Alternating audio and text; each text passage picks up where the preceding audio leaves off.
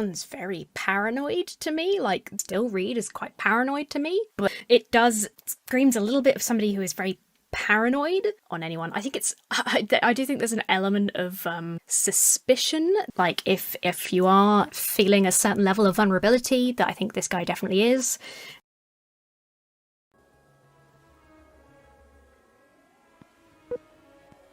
79T 2458 Learning Corp Little Red Riding Hood. My brothers in Christ, what the hell was that?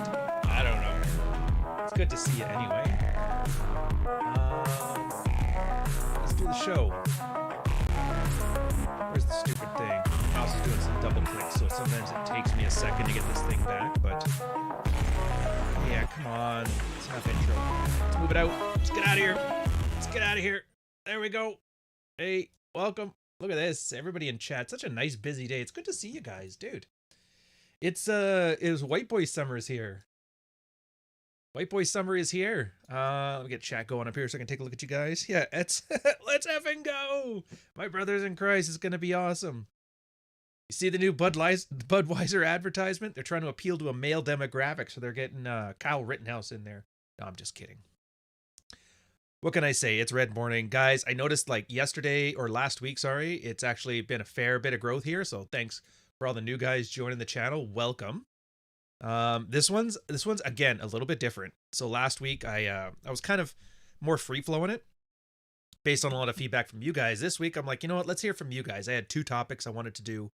One was red oceans and blue oceans, and as well as some branding stuff thrown in there. And then the other one was about mental models, like married mental models, the 1,000-foot tow rope, and Operation Scorched Earth.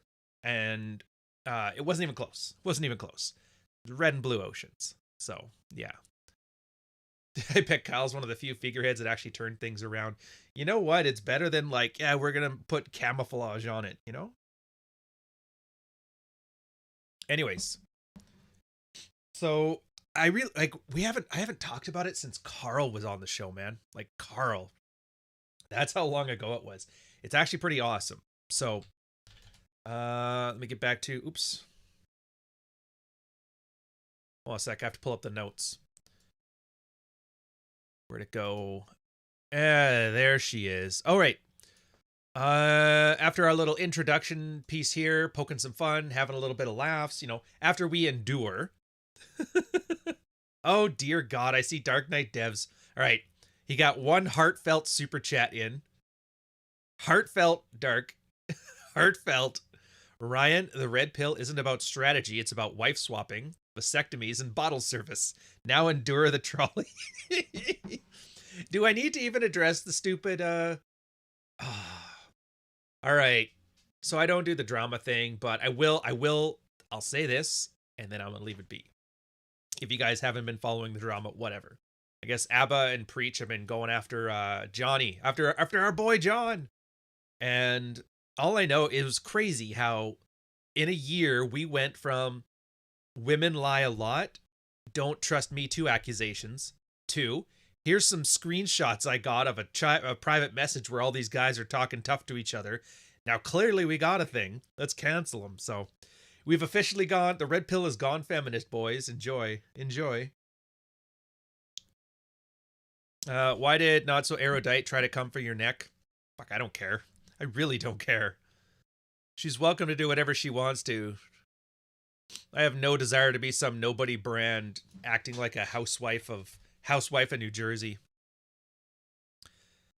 Having said that, if it's funny or if it's on video, let me know. I'll make a new Red Morning ad for it. That'll be kind of fun.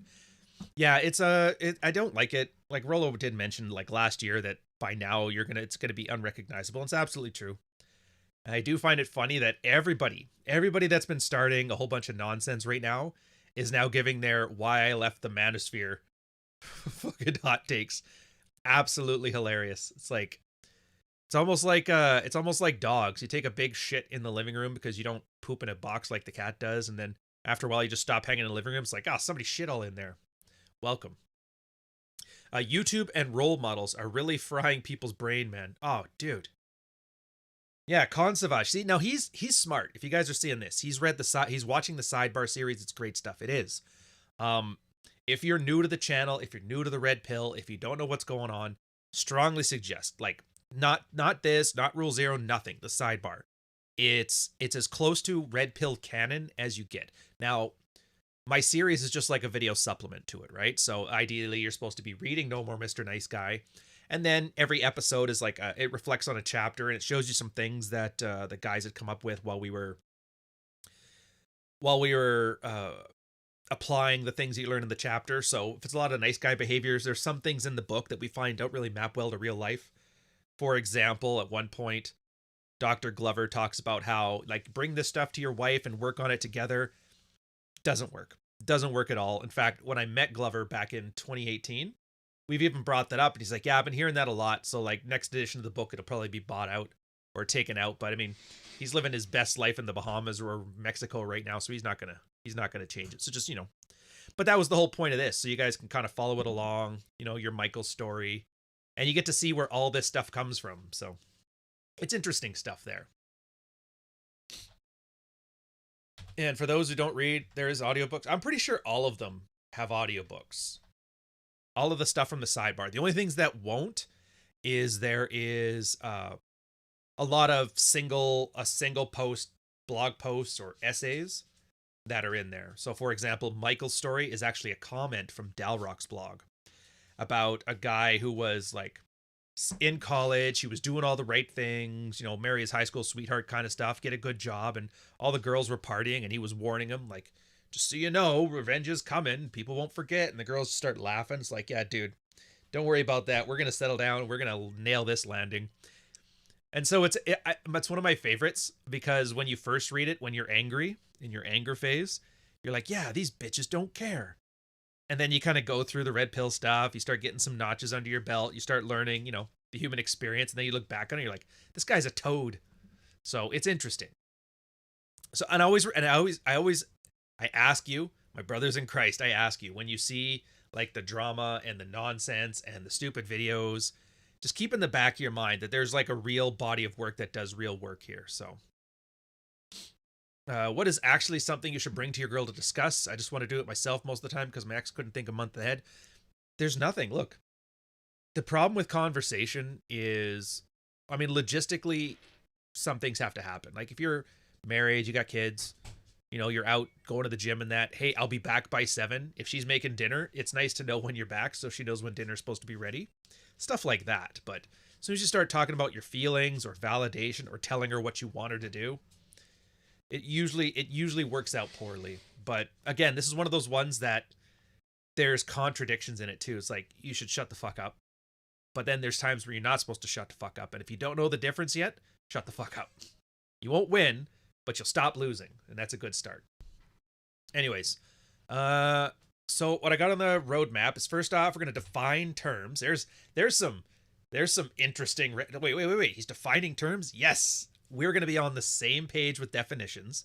We are going to be on the same page with all this. None of this fill the goofy buzzwords I say with your hopes and dreams nonsense. This ain't that kind of merch store. Merch is in the link, by the way. If not, I'll add the link there. Next part then is applying the idea or the principles of red and blue oceans to business and branding.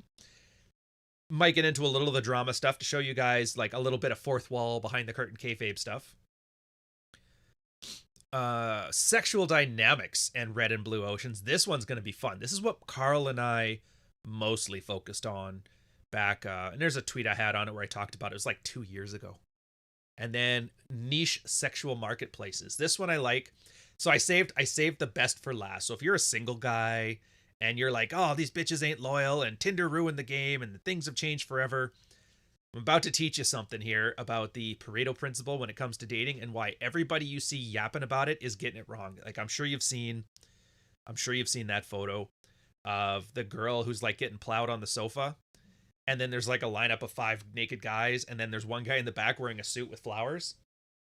The idea being that a girl's getting railroaded and then you get her at the end when she's no good. Which is silly, but the funny thing is everybody keeps adding to the guys, so it's at the point now, like there was this one where it was an entire field full of tens of thousands of guys, and then a little arrow pointing to the one guy in the suit in the far corner. It's pretty funny. I think somebody's actually got all the way out to space by now. Yeah, and Woodrock, can't wait for Praxeology. Oh, dude, Praxeology Volume 2, ultra hyped. You're going to love it. I guarantee you're going to love it. And it's great because it's... The only thing that sucks about it is I have to pull the scope back because I've been... If you guys don't know, it's not like me running my mouth on this stuff. This is mostly red-pilled anthropology. The work has already been done. Everybody's put all the effort in. I'm bringing it together, putting it into a narrative format, and adding the things that have evolved over time. So that's kind of neat.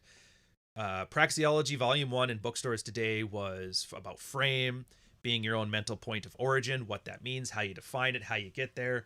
It, like nuts and bolts. A lot of it is just like mundane and boring, but it's the foundation to get the rest of it going. And then Volume 2 is dread. So guys learning to not take themselves or not be taken for granted within the confines of a relationship.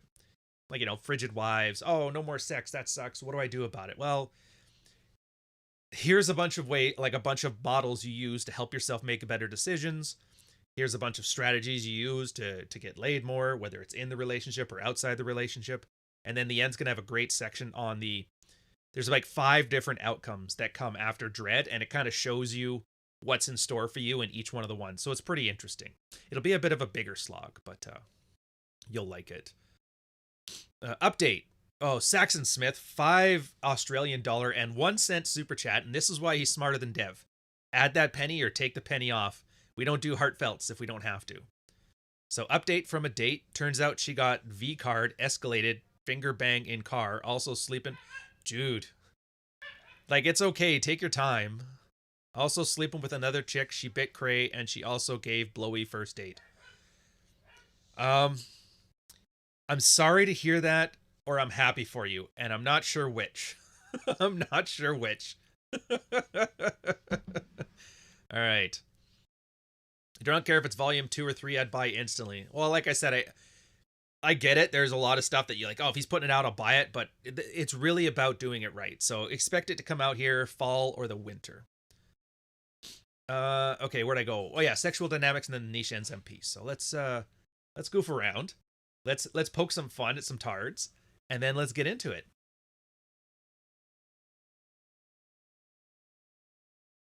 You're gonna watch this video and you're gonna Boom, what's up, fam? Got some big news to share that unfortunately is not so good, so I'm gonna jump right into it. You're gonna watch this video and you're gonna cry. At least we can laugh at your eyes as you cry, like in the corner like a little girl in the fetal position.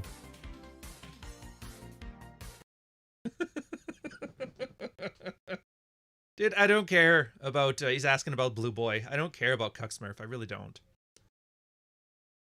He gave me $5 1 cent, so he's clearly paying attention. Fair point, Sluggo. Fair point. Although I don't think that counts. I think, and here, so Saxon, I guess we'll deal with your super chat thing here first.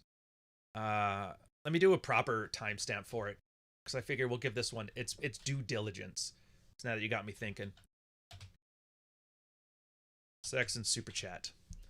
All right, so let's read it properly. I won't read it word for word, but I think I'll read what you're saying.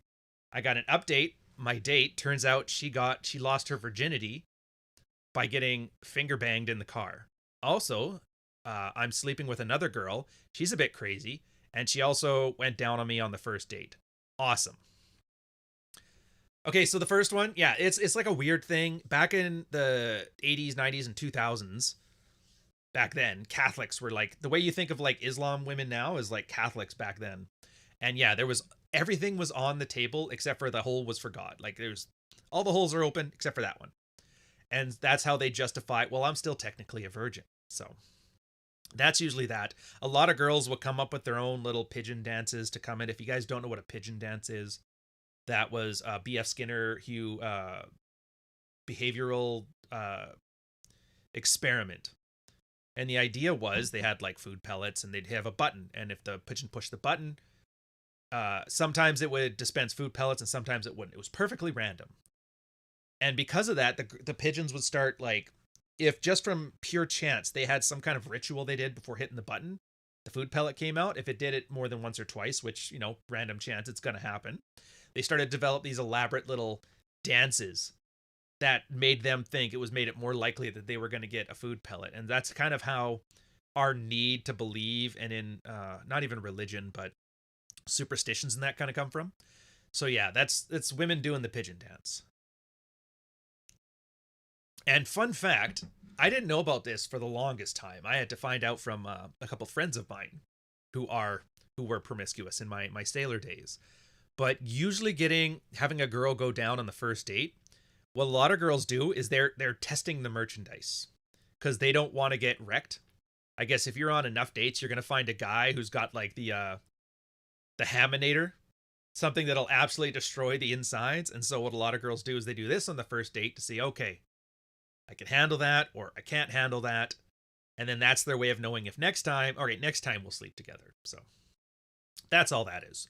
And then we're going to get to the topic, the definitions. I'll quickly get simply too awesome out of the way first. £10, 1 pence super chat. Could your book on dread cover a 38-year-old male with 2 to 4 long-term relationship plates, please?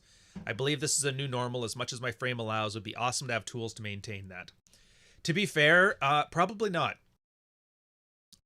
It's not like whether you're 38 or 28, the things don't change. It's pretty agnostic. But here's the thing. If you're running multiple long-term relationships together, you kind of have an inbuilt dread. Dread is mostly because comfort comes at the end of commitment.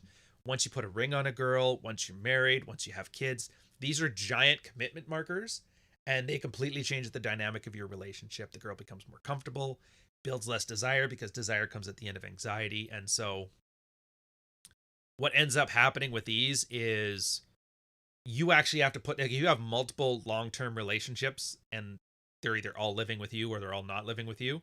Dread is inbuilt in the system, and you tend to have the opposite problem that other guys have. You tend to have more comfort because the girls get very anxious about getting replaced by one of the other girls in the rotation.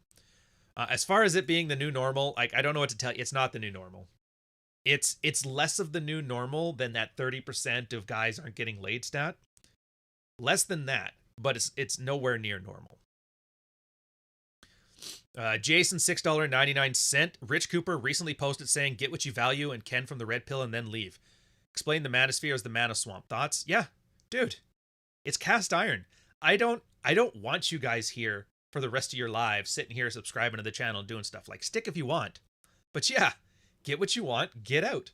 Carl got it, got out. Rich took what he wanted, got out. It's absolutely the way you should be doing it. Why would you want to stick around anyway to watch a bunch of dudes? What's the new one? They're selling like pocket pussies. Like, come on. Sam Whiskey, $9.99. The metric system stole my penny. Those sons of bitches. Okay, enough fucking around. Let's do the topic. So definitions. What the hell is red and blue ocean?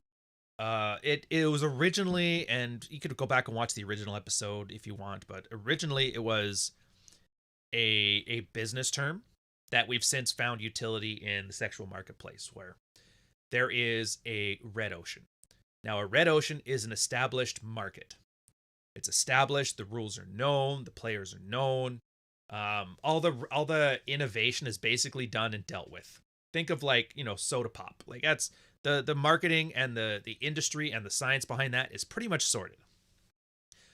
So now that you have all the players are known in that, there ends up being a very structured hierarchy. The way to become the best pop salesman is, a combination of marketing, good sugar water, transportation, logistics, right? Everybody knows the rules. Everybody's in there. There's lots of moats. And so you technically have to be the best. From a sexual standpoint, also everything gets dropped down to commodity prices. There's like, if you want to go like purely economics, this is where the competition is so fierce that the profit margins are brought down to like I think it's like a penny or no profit at all, because that's how competition works. Ideally, that's what it's driving to. It's not quite there. It's like absolute zero. You can't quite reach it, but yeah. So that's what happens. Okay, Saxon, I see his here. He said, "No, I meant effing her, and she still got the V card." Yeah, exactly. So it doesn't count. Congrats, though. So in the sexual marketplace, it's the same thing. It's where, like, bars a lot of the time were that. The way Tinder works, like, all these things are very established. The rules are known. You have to be the best guy in the thing. And this is where you see a lot of like disenfranchised younger guys get very disheartened because they're like, there's no way I could compete with this guy, so I just should give up. Blue oceans, on the other hand, are from a business side of things, they are emerging markets. They are niches pulled out. I think I've told you guys before, you know my thing where I tell you about luxury branding, how soybeans are like $1 a bushel, and they cost nothing, or like pennies. Meanwhile, if you put 10 of them on a plate, sprinkle some salt on it, call it edamame beans, give it some better marketing, all of a sudden people are paying 100 times what they're worth because of the branding. And that's similar to what either that or new technology. So from a sexual, and then, before I get to there, the point of that is that the players in there, it's all like, it's very ill-defined, informal. Nobody knows quite the best way to get ahead. So there's a lot of experimentation, a lot of things going in every bit direction. Content creation, I'd argue, is still there, but you never quite know. So a lot of stuff that goes viral, a lot of people, it makes no sense to them. So, and then the big thing on that is if you're in a blue ocean, the point of that is to carve out a niche based on your individual like branding and marketing. From an electronic standpoint, if you want to think about the console or the computer wars in like the 80s and 90s, that's what Apple did. Like everybody was like, we're the best CPU, we have the most gigaflops, the most RAM, there were always technical aspects. But then Apple was like, we're here building a polished, easy to use product, and it makes you feel important. It was basically trying to sell you status and class, which you totally can't do, but don't tell that to people who don't want to look poor, because they will gladly buy into it. And that's how you got these lineups at the Apple Store. So from a sexual standpoint, it's kind of similar. There's always a new... Actually, you know what? Let me back up. The point of this is that humans have hierarchies. Anybody who's watched the old Jordan Peterson stuff knows exactly what I'm talking about. And then there's a hierarchy, and in every hierarchy, there's a Pareto distribution. 20% of the people reap 80% of the benefits, do 80% of the work, etc., etc.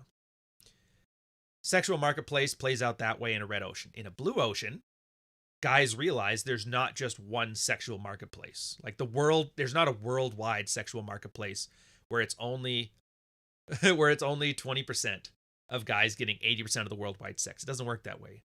They cordon things off into many different social matrices. Good example you can think of is all your different social groups. There's your workplace.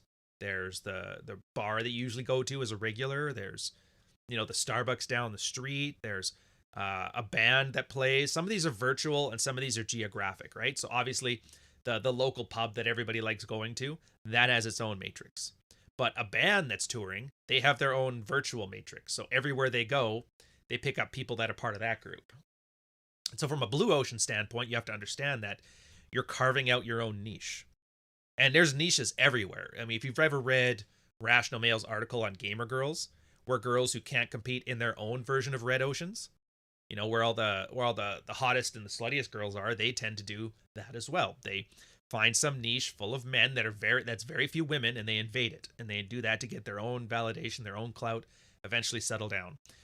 I don't need to push this any farther than if you want to go into the red pill space, you will see it's the most unattractive space for women ever. Everybody's misogynist. Everybody's an ass.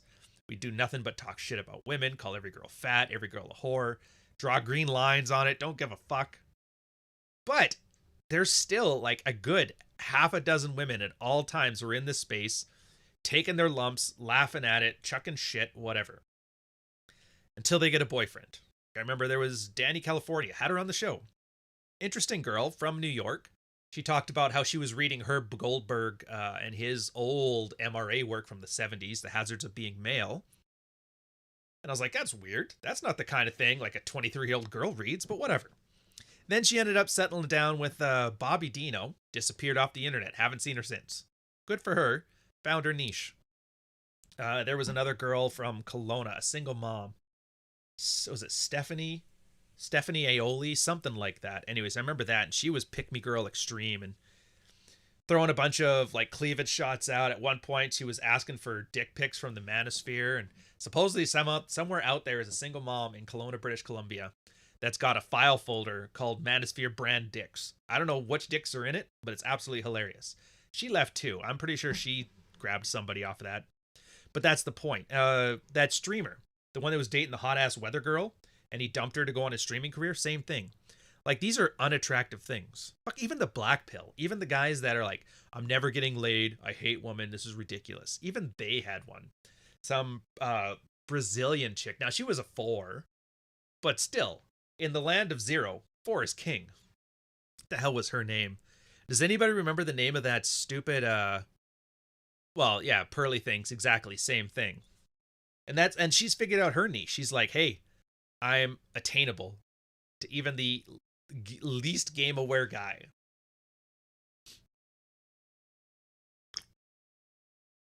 Oh, it doesn't matter if she was a she. On the internet, all you got to do is throw tits on your profile and you're a girl. Again, what is a woman? So you get all of these spaces. That's the one, Carolina Hermes. Oh, dude, that chick hates me. She was leaving me DMs in my Instagram just ranting and raving and, you know, doing the thing where you talk with your hands like this. You know, it's just some nonsense. Dude, it was hilarious. Yeah, Torsia, another good example. Now, it's not a slight against them. They're just doing what they do, right? Or maybe as a girl, I just love open misogyny. I think it's great. It's so much more fun. Like, all right. Wish you luck, good sir, or madam. I don't know if we can say now. But the point is, these are small niches that people carve out of larger established hierarchies. And out of these ones, all you have to do is be the top 20% of your hierarchy. Make it popular enough that enough people want to join, and eventually, if you build it, they will come, right? And so from a business and a sexual dynamic standpoint, this is kind of what the whole purpose of understanding the concept of red and blue oceans comes from, and what its benefit is. And it's neat. It's one of those things, I lump it in with 48 Laws of Power, which if you haven't read that, that's another red-pilled canon. It's on the sidebar. I haven't done the series on it yet because everybody was doing the series. So that and Rational Male, the two things I've missed, but I'll add them to the list here. But the point of this is, 48 Laws of Power is one of those books that you read and then forget about until you're in a situation where you kind of recall, hey, this sounds an awful lot like one of those laws of power. The one that really comes to mind for me is, was it Rule 7, avoid the unhappy and the unlucky? So when I see people that always seem to have bad luck with their branding and marketing, I'm like, oh, probably something there that they're doing that they don't have the self-awareness for. I'm probably going to avoid that. Or the ones that are super miserable about all this stuff. Like, that's why I'll probably not do a collab with Joker. Like, I don't have a problem with him. I don't really know him that well, but the sad MGTOW thing, I'm like, you know what? Avoid the unhappy, unlucky. And same thing for you. If you're dating a girl and all she does is bitch about how all of her exes are abusive and horrible, kind of lets you know, avoid the unhappy and the unlucky. Or if a single mom with a sob story. Oh, it was horrible. All the 3 dads left and this is it. And Jesus, you're like, I could save her. She sounds like a stray kitten I can nurse back to health. It's like, dude, you will learn this one way. You're going to learn it the hard way, but I'm telling you now, when you do learn it, remember this. Avoid the unhappy and the unlucky. They never work out. Yeah, protect your reputation like your life depends on it. Come to mind as well. I would agree with that. Yeah, bad luck is infectious. I'd argue very few situations are truly the result of like random bad luck. What I'm finding is most of the time when people think bad luck, it's that they don't understand the consequences of their own actions. Like some chick's running off her mouth to some random homeless guy and the homeless guy punches her. Oh, it's such bad luck. She's attacked by the homeless people. We need to fix this. It's like, you kept your mouth shut, you'd be able to close your mouth. Just saying. A streamer had to pay $10,000 for calling his ex's dad abusive. Is that? Oh, that one. I heard a little bit about that one. But you see what I mean? Like, there's all these little things. Now, just map it to your life. Like, we're having fun. We're mentioning all the big examples that everybody kind of knows on social media, so we have some commonality here. But, yeah, so that's the definition of it. So keep it in your head when you're doing things. Red oceans, blue oceans. Red oceans, established. Hierarchies, rules. There's a hierarchy that people can go in. Business is a great example of that. You have to be the best. Very big competition. Blue oceans, innovative based. They're always about carving out a niche. They're not about building something up. They're not about laying it brick by brick to build your thing. They're about carving your own space out of the big wedge of clay. And a lot of times it is. Blue oceans are about niching yourself out of red oceans. I guess if you want to talk about this from a business level, I'll use a military example. Like the military is a red ocean.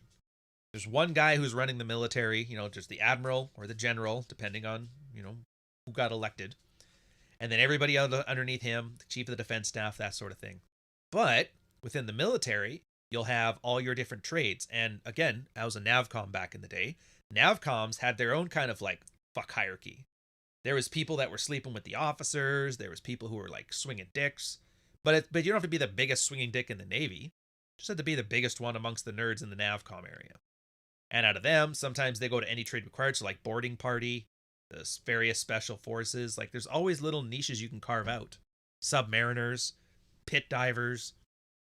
And every one of these would have like business ramifications. It'd look good on a resume. If you did a tour in Afghanistan, you volunteered for an ATR trade. That's any trade required. All this stuff added up, and then you ended up building your own valuable niche. So while you may not, like I knew guys who were piece of shit NavComs. Like they didn't know the equipment, they didn't know the gear, weren't good at their job, they weren't higher rank, but they had the gray beret from when they were working with JSOC in Afghanistan, or they had the wings to show they did some time with the paratroopers, or the dolphins to have the submariner badge. There's all these different ways to carve it out, and I'm going to leave it as an exercise for the listener to think to themselves, where are the blue oceans within the red oceans that I inhabit? So that's it. A little bit of bant and then move on. So what are you seeing here? Stream had to pay. LMAO. Karma isn't real. It's repeated behavior. Oh, I agree. Karma is mostly cope.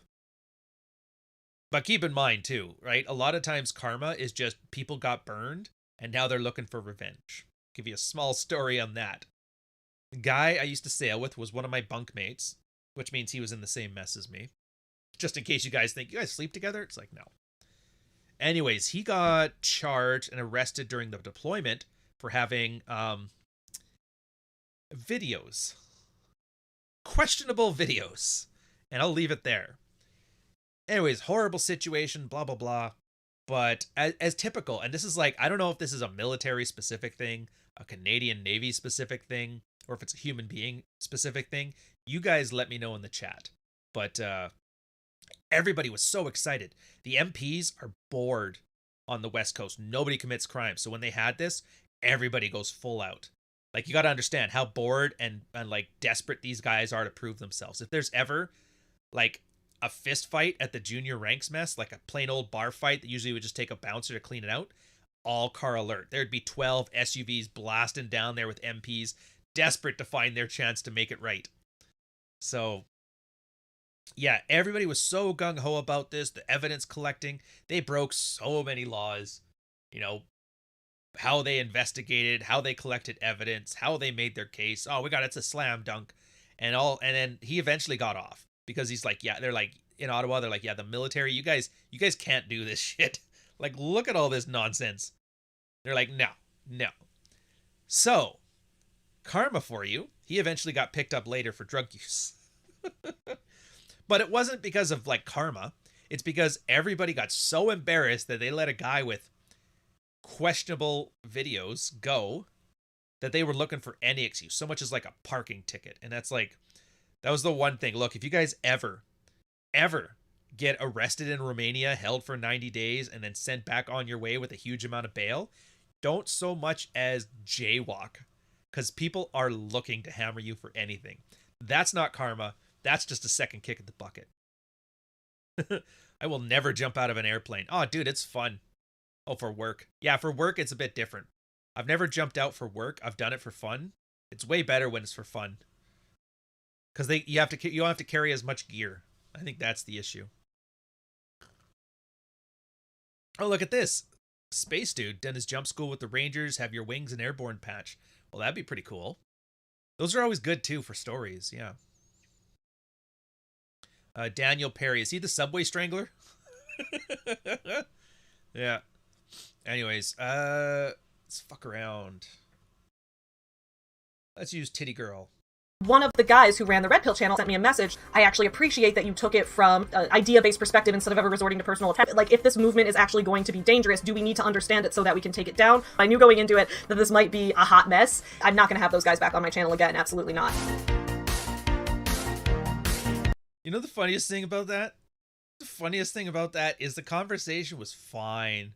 There was no problems. It was cordial. It was pleasant. I think the worst it got was some girl was like, don't you care about all this abuse and blah, blah, blah? And it's like, dude, it's not my life. I don't care. Like, I just don't.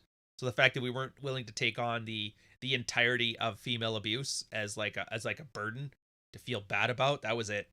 That's where all of that started from. All of that right there. Yeah, well, I mean, I wouldn't even consider that one a debate if you guys didn't watch it. It was mostly a conversation. But my goal going in was like, everybody has this impression, and this is how quaint it was 2 years ago. The impression of red pill guys is unattractive, angry losers. So I'm like, I'm going to go on here. We're going to chit chat. I'm going to be honest. I'm not going to lie, but my goal is to be charming and pleasant, smile and laugh and have fun. And just to show, be red pilled and not a fucking loser.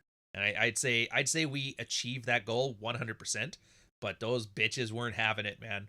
I need you to be mad. I need you to be the guy that reminds me of my ex-husband, you son of a bitch. She probably did take it down. It's not on her main channel, though. It's not on the Savvy Writes Books channel. There's a podcast channel aside from it. So if it's there, that's where it is. Yeah, I remember watching it partially, but because it was obvious they weren't budging. Yeah. Plus the fact that her husband was like a very weak, effeminate guy letting like me and her like be flirtatious talking with each other. That was kind of strange, but whatever. Because you want to watch it. You don't, trust me, man, you don't want to watch it. It's not as bad as the Erudite episode, but it's like, it's bad. But anyways, enough of that. So we're talking about the business side of things. Yeah, so for business, and again, I've already told you the soybean example here. That's kind of one of those things. Like, if you don't know, I have a second channel. It's a gaming channel. It's for guys. You know, you've been all red pill. You got your thing done. Maybe you want to enjoy some fun time. We banter. The T-Rex Army. That's like the group we call ourselves. Funny story behind that. Ask me if you're curious. But like we'll play some like Dead Island or something like that. And mostly we just like shoot the shit. Marty will tell us the Febreze stories and some redneck stuff. Like on Friday we were talking about how deadly dangerous three-wheelers were. If you guys don't remember, the three-wheelers were just like a death trap. And I remember a story, like my girl was talking to me about this, where her parents put like, you know, car seats for toddlers, like the ones that are for older kids. They put one of those on a three-wheeler, strapped it to it, and that's what she sat in as a kid. And I was like, and it was in reference to us talking about how kids nowadays are soft. And I was like, yeah, fair. But yeah, so it's stuff like that. It's more casual banter, but you know, more adult themed stuff. So it's good. Dave definitely needs subscriptions at this point. So I think he's in the chat even. So do give him a follow. And if he hasn't put his own damn channel in the chat yet, somebody help me out on that one. I don't have the time to go looking it up right now without boring the chat by watching me surf the net for 2 minutes. So help a brother out, help Dave out. Even if you're not wanting to subscribe, just to get a normal, functional, married, red-pilled guy his chance at making the YouTube algo, absolutely. Yeah, same reason you don't get a three-wheeled tractor. What the hell is a three-wheeled tractor? There it is. Dave in the chat. Good job, man. Thank you, Marty. Thank you, Dave. Where was I going with this one? There's more, by the way. The guys will eventually slip in here. What was I talking about? Oh, the business side of things. Yeah, so Minecraft is the biggest game in the history of anything. It has like 1 trillion views on YouTube. There's thousands and thousands of content creators. That is a red ocean. And right now, like the top 12, I think it's like the top 100 content creators get 95% of the views on the topic. And we're going to eventually move this onto Red Pill as well. So for anybody else below them who wants to make a niche, they have to kind of carve out a niche. And you'll see like a lot of guys that are up and coming, they'll make it into, one guy talks about like crazy redstone contraptions. Another guy, he just uses it to tell like things. What I'm trying on my channel is like sailor stories and maybe some like life advice while you watch builds and that, because the standard one of just here's my build, here's what I'm doing, saturated. Now, think of this red pill. Red pill used to be nothing. There was what? Kevin Samuels and Joker, Better Bachelor, Stefan Molyneux, and that was it. Which, none of them were really red pill anyway, but they were at least talking about it. Yeah, maybe 33 Secrets, a couple small guys, but what basically you had to do was sit in your car in your garage, because you don't want to get your wife mad at you, and rant about whammon ain't shit parts of red pill. Basically reading the rational mail inside of your Toyota Tacoma or Tercel. And that was always the joke about getting a Toyota Tacoma. George Bruno, another one like this, right? And then, unfortunately, Rollo had the idea in 2017, like, hey, let's go to a convention and do it live. And you'd start to notice competition got bigger. And now 33 Secrets is out, George Bruno's out. Nobody wants to watch that anymore. They were watching Rollo and the Red Zero. And then the competition got bigger. And now, oh, Fresh and Fit. Oh, these guys are there. And then there's the whatever and Pearly. And now you see, like, this is a saturated market now. Unless you are, well, I guess before the arrest, unless you were Andrew Tate, Pearly and Things, Fresh and Fit, I guess whatever. Those 4 people were taking about 95% of all of the red pill views, period.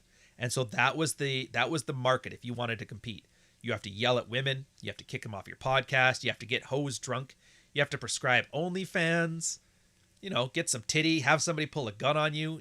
Like, that's the kind of shit you had to compete with if you wanted to be a top tier red pill brand. Now, red pill, like, just nobody cared about that. They were like, it's just a skin suit you wear to get your fame. So that's when you get other people that were carving their niches. Like, for example, me, where I decide, like, zero clowning, just information, or Rich was just focused on entrepreneurship and that. And I know the timelines don't match up perfectly here. Just suspend disbelief and understand the point I'm trying to make here. Clary, economics, 100%. Terrence Pop, he's actually kind of like an entrenched example of like a red ocean. Like he's kind of like the top tier of MGTOWs and that. It's Terrence Pop and then everybody else.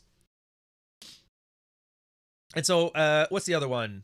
Claudio, I think he's even in the chat. He's like playing piano and stuff like that. I did cooking stuff. There's all these niches you can carve out of it. And so if anybody wants to survive or thrive now, you kind of have to make your own red-pilled niche.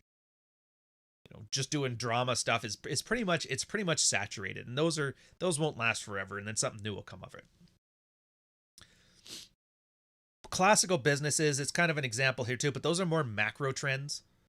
Like obviously Apple did that when I've already talked about this, where every company was just trying to make bigger, better, more powerful machines. Apple went the other direction. They made very simple machines. They weren't nearly as powerful, but they were branded better as like luxury goods. You know what I mean? Good look. Kerouac blows. Well, whatever Kerouac is, I don't feel bad for it at all. Zero clowning, sir. I've seen your Twitter. Well, my Twitter's not red pill. We already talked about funnels. Go back and look at that one if you want to. There's a reason that it's the way it is. Stripper, $24.99 super chat. There is an insane value in having a teacher guide you through the material and provide feedback. Forget the rest. What you do is important. Thanks for giving me a space to write articles and process my shit. Oh, hey, Stripper, don't worry about it. In fairness, we're going to call it square because I actually used you a fair bit for research into book 3. Into the dread part, mostly the outcome side of things. Small aside, with dread, so the 5 outcomes are either your wife submits, sexually submits, you guys get a better sex life, she follows your lead, you got vision, you got frame, everything works out. That's one scenario. The other 4 scenarios are whether you stay or you leave, or your wife stays or wife leaves, and whether you continue to plate your wife or whether you don't plate your wife. And so I've got examples from guys who have had all 4 of those scenarios. And it's interesting to see the difficulties, the consequences, and the outcomes that come with it. And so while everybody loves the idea of the ending of dread being, and that's when your sex life is fixed forever. But it's not like that. It's, these are the choices you're going to make. It's going to require these outcomes, and these are the new set of problems now you have to fix. There's always going to be something to fix. Life's never complete. And so it gives a guy a nice vision. And I think those little bits of training wheels are helpful, because when a guy is running dread in a dead bedroom, maybe he is so terrified of divorce, he's willing to supplicate to avoid it. Well, here's what happens if that happens. But all those things you're worried about, this is as bad as it's going to get. And so sometimes it can help a guy where he's terrified of one outcome to go, actually, that's not the worst thing ever. And then it gives him the confidence to act the way he wants to act, because no matter what happens, he's handled himself, so he's able to function in all 5 of those outcomes. It's like Stripper was saying here. It's like what do they call it? A third rail, the one that keeps you propped up. In the bowling alley, it's when they turn on the the little lane thingy, so the ball just bounces out. Anyways, Nuclear Claudio. Oh, there he is. Thanks for the shout out. Glad the exodus has begun. Absolutely. Book 3 or the Stripper case study. Well, I wish I could say he's like a giant part of it, but not really. There's a lot. There's a lot. Oh, okay. Jack Kurasek is an author, similar time period to Bukowski. You'd probably like it. Well, let's take a look. I'll put it on my search list, and we'll look at it later. Oh, look at that. That looks like a Midwestern German man if I've ever seen one. First time I've heard of it. Yeah, well, the last time Carl and I talked about it was probably, well, Carl was still here. So it was like 2 years ago. So from the business side of things, and this can matter too, like when you're looking for jobs, it's the same thing. If you want to talk about red oceans, if you're in a highly competitive atmosphere, so in Canada, the big one for us is working as a businessman for the 5 big banks. We only have 5 big banks in Canada. RBC, Scotiabank, TD, CIBC, and Bank of Montreal, BMO. And there's certain full-time staff there, like your director staff, and they're not even sales. They're just like, I just call them businessmen, but there's a bunch of different roles. Very small community, very hard to get in. And once you're in, you're kind of in, right? And they're the 20% of all the people that work in finance. But there's a large amount of contractors that are outside of that. And they bounce between all 5, but they build specialty skills. Some guys are information security wonks. Some guys are identity NAC. Some people are physical security. Some people they just do calculations into like building better mutual funds. There's all kinds of small niches you can do for those people that can't quite compete with that. And it's same thing with the management firms. Like you've got, same as everywhere else, you got your PwC, Deloitte, McKinsey and Co. I know I'm forgetting a name, but that's fine. They all have their director class, and it's very cutthroat, very competitive. All the junior members and the senior analysts and the managers, they're all fighting for that slice of the pie. The hours are ridiculous. It's work hard, play hard, minus the fun.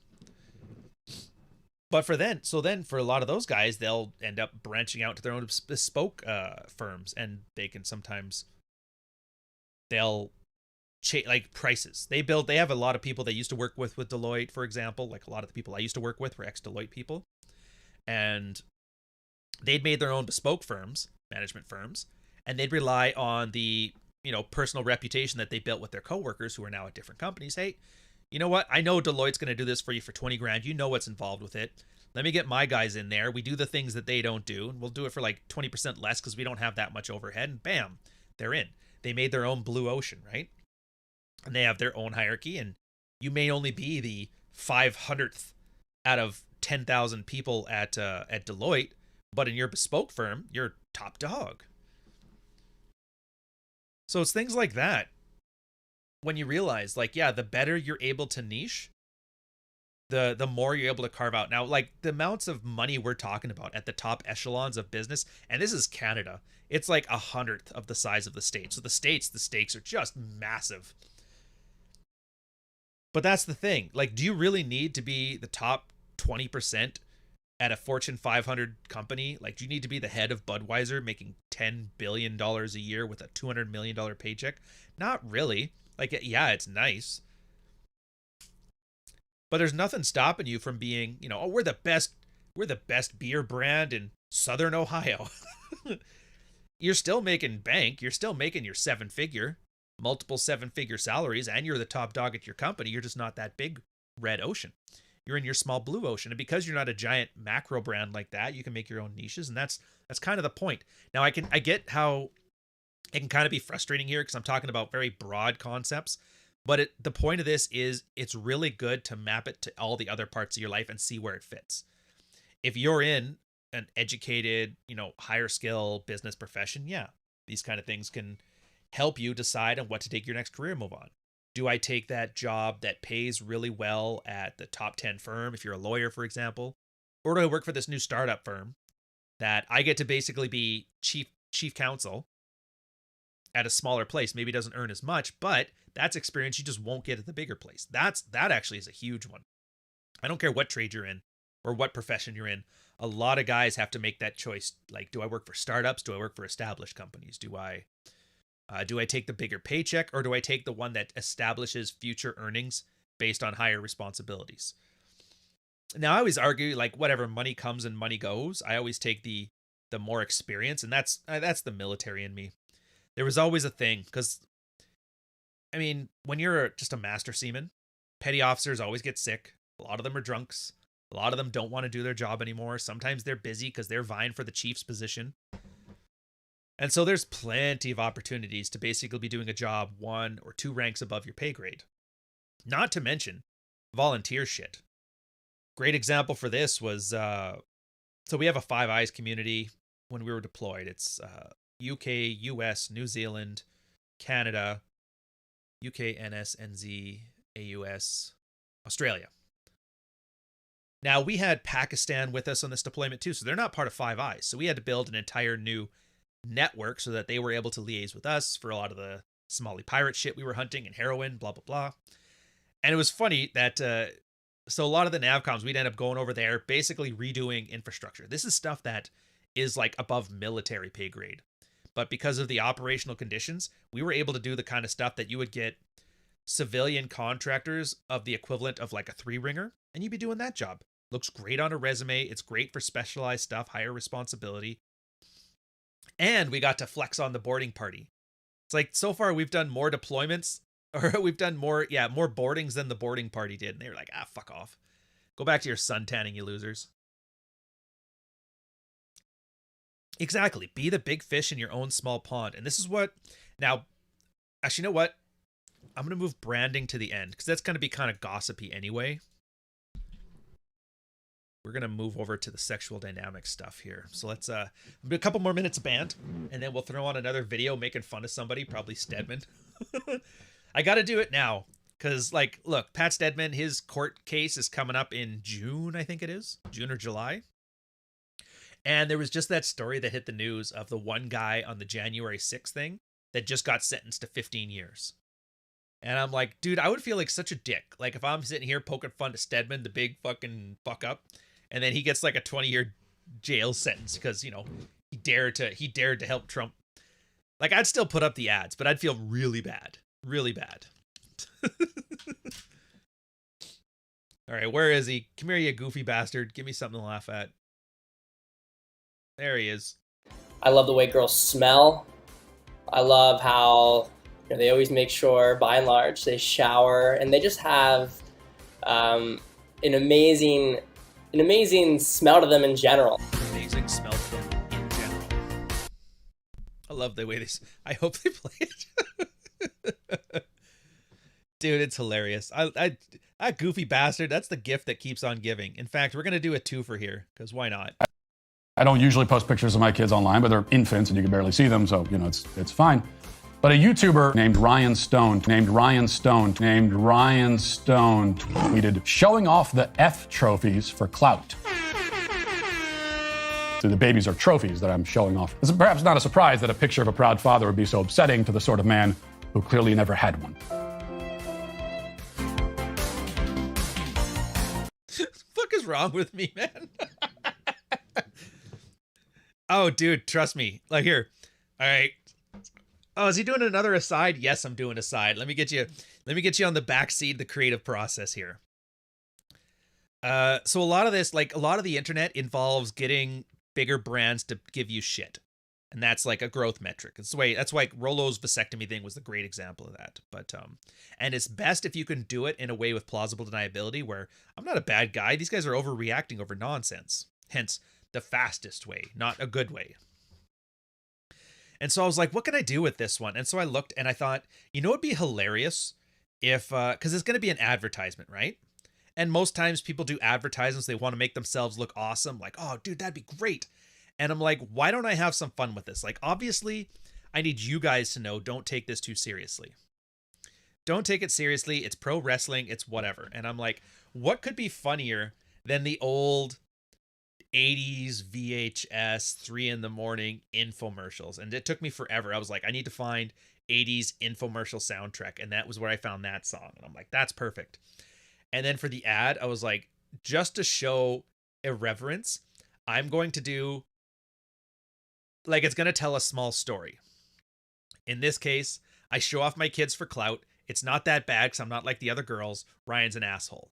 And I'm like, what a great counter signaling ad, right? Like, most people are like, this is the greatest podcast ever. You got to get into it. And I'm like, how about one where it's just like, this guy's an asshole and his podcast is dog shit. I thought that would be funny. And then so I got that and I got the tune. And then I go, well, that's not enough by itself. Like, I put it together. It looked bland. It was missing something. So I'm like, I know it. I got it now. If you guys are older, you might remember this. Remember MLG? Like modern league gaming or something like that. Anyways, there's a whole bunch of like visual tropes and artifacts that they would use for MLG gaming. Like, there was always the 420 head scope, 360 head scope. There's the picture of like Snoop Dogg doing this, the smoke weed every day, the grab her by the pussy guy. There's all kinds of things like that. So I'm like, yes, Major League Gaming, thank you. Yeah. Stuff like, Mountain Dew, you remember all of this stuff. So I'm like, why don't I take a small bit of that as like it's almost like an inside joke. Like, if anybody's watching who's never heard of that stuff, it's just going to look like OCD and ADHD on the screen. But for those who know, it's like, dude, I recognize that air horn. That's the MLG air horn, or that tiger roar and stuff like that. Or the based 420, like all that stuff. So I'm like, why don't I add a little bit of that in there just for some flavor? And I think, and then when I put it all together, I'm like, that works and that works. Now, I tried doing this with Pearly. I really did. I tried my best. There was somebody sent me a video of her where she was, she got her former volleyball coach. You know, the coach that basically helped her get to, I don't know how good she was at sports, but apparently she was good. Anyways, this coach got her there. And then after she graduated, she went to university, came back, coach hit on her, and she's like, no, thank you, but no. She let him on a bit because the attention was nice, but then she's like, thank you, but no. I'm like, all right. He was a bit awkward about it, a bit cringy, but, you know, can't fault a guy for trying just because he has no game. Anyway, so she's like, well, I gotta get him fired now. He didn't do anything wrong, but it was just creepy. And then she did her Me Too thing, and I'm like, oh, this is the queen of the red pill, is it? And so I put it together, the same kind of like idea here, the infomercial thing, the MLG gaming, but and I tried editing it like 4 different ways, but there was no way I could do it without the video looking fucking horrific. It was basically like, try to make Schindler's List into an MLG gaming vid. And like, that's how awkward it was. And I'm like, oh, like, if I can't laugh at it, nobody else is gonna laugh at it. Nobody else is gonna laugh at it. You need to green screen yourself with a mic and dub it like wrestling promos? Maybe. So that's the one hard thing, because there's been a few videos since then of guys, you know, talking shit, which sucks, because more often than not, it's either so bland, uninteresting, or the guy is so uncharismatic that I can't make it work. So I'm trying my best here to give you guys more of these, but they're goddamn difficult. Schindler's Method was a Rouge V post once a time. Jesus Christ, really? That's crazy. Anyways, enough of me fucking around with the creative process. I always like talking about the art side of this because it's just fun. So we're going to talk about sexual dynamics. Yeah. Gamer Girls. If you guys didn't read that, Rollo Tomasi, Roger Tomarso, son of Marty, had a post about that. Like I was saying before, it's when girls aren't attractive enough or have enough game or status enough to compete in the general like social marketplace. That's like your Tinder, your geographic area, and they just can't compete with that. A lot of the times they kind of fall into niche spaces, right? Yeah, Pearly has not even value for fun, basically. Although we'll see, she did that new one where she's talking in her car about how she wants to solve the problem, and then Lizzo's too fat. And I was like, I can maybe work with that one. I'll maybe. It doesn't fit the theme. Like all of these ones, I try to get it where somebody is basically calling me a piece of shit, but we'll work with what we can work with. Maybe I'll just make it an ad for the channel and not for the podcast specifically. Anywho, yeah, so they join these spaces, and it's funny because As a sexual strategy, it works well for women. As a sexual strategy, though, it doesn't help men spaces at all. It doesn't, for multiple reasons. Now, this is based off of the article, The Sandbox, the Male Social Matrix. It's on the Red Pill Room, which is an old Red Pill blog from like 2012, 2016. Ian Ironwood, marketing psychologist for the porn industry, if I'm not mistaken. I could be wrong, though. Don't quote me on that. Talks about how men organize into their own hierarchies, and that's initial fitness testing, wholehearted acceptance. You first meet, and I talked about this a bit last week. You get together with some guys, you bust each other's balls. He shows he's pretty cool about it. He's useful in whatever it is you're doing. Your baseball team, he knows how to catch, whatever. So then you're in the group, and that's it. People will put up with all kinds of shit. Like, you even see it, like with Rule 0. John gets drama on him for this thing, and everybody's like, oh, don't you hate this? I'm like, whatever, it's fine, fuck. If it was truly bad, he'd be in jail right now, so. But I don't know enough of the details, too, so don't quote this out of context. Like, well, see, he did this. I'm like, I don't know. All I know is right now it's a bunch of, like, middle-aged Jamaican ladies bitching about shit. So I don't really take it that seriously yet. Yeah, Ironwood. Same thing with Rich. You'll never hear me say a bad word about Rich. Like, obviously, we're buddies as well. But just from the Rule 0 stuff, I'm like, whatever. If he ever gets shit on the internet because he did something, it's like, I'm never going to shame him. And that's kind of how it's a virtual example of how guys get together. Like, nobody punishes my brother but me. Everything is handled internally. Nothing's external. You're not going to sacrifice him to the mob. That's why a lot of guys are kind of turned off by the woke mob cancel culture shit. It's because, like, part of you don't quite know it, but there's something inherently feminine about the public tarring and feathering that as a guy you just don't like. And that's why the only people that seem to love it are feminists and goofy tradcons who want to longhouse their women. So yeah. Anyways, so with this, guys can be guys. And Athol used an example, or no, Ian used an example in there where he was from the South, and he's a white guy. And he goes, he has a bunch of black friends, because, you're in the South, you don't really care. Race isn't a thing for you, unless you're online. And he goes, yeah, but he notices that a lot of his just black friends would act differently when he was there.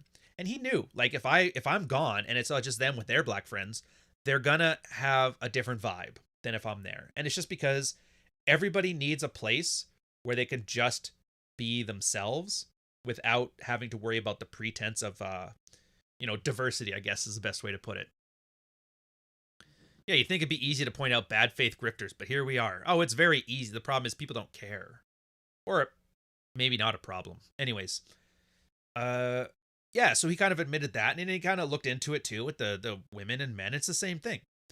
If you get guys together in a certain social hierarchy, what we'll do is we'll compete, make our own little blue ocean, which will eventually turn into a red ocean based on competition. It's great that you're the funny guy in the group, but if you can't do your job, nobody gives a shit. But if you can do your job, you can be the guy who does his job, and he's the funny guy. Which works great. But that's the problem. You get a group of guys together, they have their own thing, they have their own, and it's basically like almost like Frame. It's not Frame because it's not tested, but it's got all the hallmarks of it. Guys have a vision. If you're in the military, it's Queen and Country, let's fucking go. Or I guess King and Country now. If you're into business, it's about making the quarterly profits. If you're in, a band, it's about getting that concert. Everybody has a goal and they're all aligned to it. Now, if you add one Yoko to the mix, that screws everything up. Nuclear Claudio, $5, 1 cent super chat.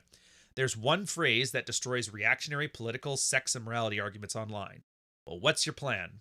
The brand stops there. Oh, yeah. Oh, yeah, that's the funniest part. What's your plan? I don't want to fix it. I want to be mad and sell merch. It's all right. Fair enough. Yeah, finally lived through a cycle of how people use RP. Yeah, oh yeah, you guys are going to be so disenfranchised by the thing. You're going to be as angry as I am about it. Yeah. Oh, and then Jason's asking, when does Praxeology Volume 2 come out on Audible? It's going to be the same process that Praxeology Volume 1 does. I release the book. It'll come out simultaneously on paperback and Kindle. And then about a month or two later, it'll come out on audio. Because I have to wait till the book is finished, and I want to get it out right away. Normally what book publishers do is they sit on it for another 3 months and do it all and release it all at once. But I'm like, I'd rather get the paperback and the Kindle out because I can work on those simultaneously. But then when that's done, that's when I can start reading it because there's always going to be changes to the book until you finally print it, right? So that's the plan. And if it's on par, same as last year, I'll have it for a Christmas release for the paperbacks and stuff, and then February, March for the audiobook. Yeah, so where was I going? Oh, yes, so you add one girl, and that changes the dynamic, because when there's no girls, everybody's focused on the thing. But you add one girl, and here's the problem. And it's not even a girl's fault. This is the worst part, is that we do it to ourselves, boys. We are fucking retarded. All retarded. What happens is, some guys in that group, the thirsty guys, always the thirsty guys, will vie for that girl's attention. They aren't focused now on what the group is focused on. They're focused on getting the girl's attention. I'm going to use the Yoko example again. The Beatles were all about making music, concerts, tours, movies, whatever. Yoko came, and now Johnny is worried about impressing Yoko. That's all he wanted to do, was do that. And the girl takes the validation, obviously. Like, the girls have the swing sets of solipsism. It's another Ironwood article where they talk about how women hierarchy set themselves up, and it's like instant acceptance. Big tent. Anybody. You put them in a room, they'll all get along great. But as soon as they're in that hierarchy, it's instant, cutthroat, status jockeying, reputation attacks, that kind of stuff. Catty behavior. If you ever watch like Housewives of anything, it's exactly that dynamic, although it's less extreme. Nobody likes each other in a girl's hierarchy, but they're just there like, I need something to do. And in the same way guys will play fight with each other, girls will snipe at each other forever.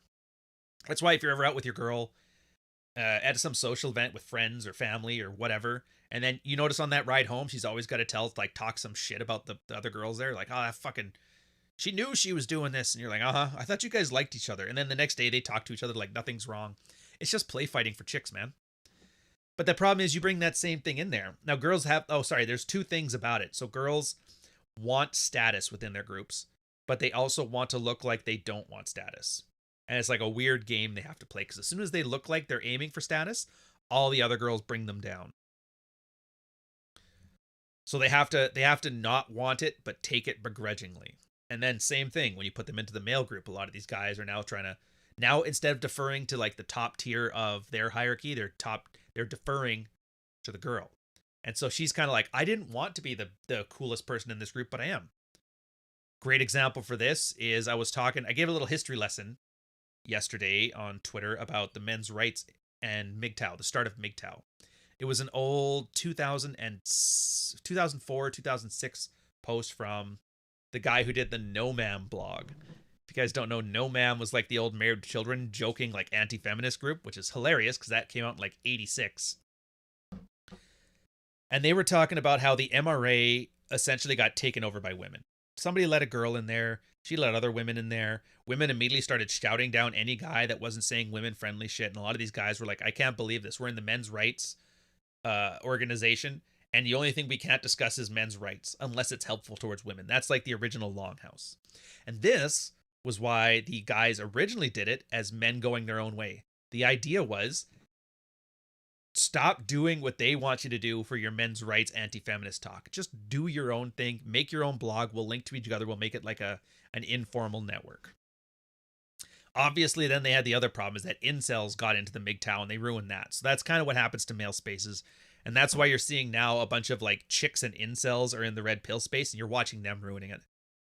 Been ruining anything nice for men for the last 20 years. Incels and chicks. Like Alpha Male Strategy would say, women are backwards as hell. I mean, they're not backwards, they're just women. If you look at them from the definition of what makes a good man, of course women aren't going to stack up, but it's like, are you surprised? My fish can't ride a bicycle. Yeah. Oh, same thing. Yeah, nothing destroys a strong, competent team of men other than putting in a woman. Source, military. Don't get me wrong. I'm still pissed, man. My supervisor, when I deployed, did that. So we had our full shack, and he put him and all of like the good guys on his watch. And then he's like, oh, you run the other watch. And I'm like, oh, thanks. That's awesome. Who did he give me? He gave me the feminist.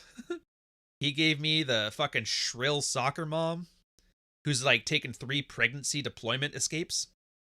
He gave me the he's not even an incel, but he was like a guy who was just he loved sleeping with like 18-year-olds, and so it pissed off the feminists. And then he gave us the supervisor that was essentially just a giant cunt. I was like, oh fuck, she's the most hated person in the fleet. I remember one day I went down, I'm like, dude, you guys keep talking about your watch is great, how much fun you have, it's great. I walk onto mine, it's like the gulag. He goes, yeah, I set it up that way because I knew you were the only one that could handle it. I'm like, fuck you. He starts laughing. That's fine. I replaced it with ephedrine, caffeine, and aspirin when I was sailing, and then when I was ashore drinking. My combat officer taught me a rule, and if you knew him, you'd know why this is funny. The lieutenant was like, never drink at sea, never eat ashore. And that was his rule, and I found like why he has that rule, because he probably had just a shitty spot. I think he ended up sleeping with my supervisor too. That was the rumor anyway. And she did leave his cabin once or twice and refused to make eye contact. So I'm not saying it was true, but it was probably true. Anyways, the point of this one, yeah, so you add a girl, and it's not their fault. Like, they're playing their game as best they can. Now, if every guy just stuck to the mission, it'd be fine. But, and you guys know this, like the work wife thing.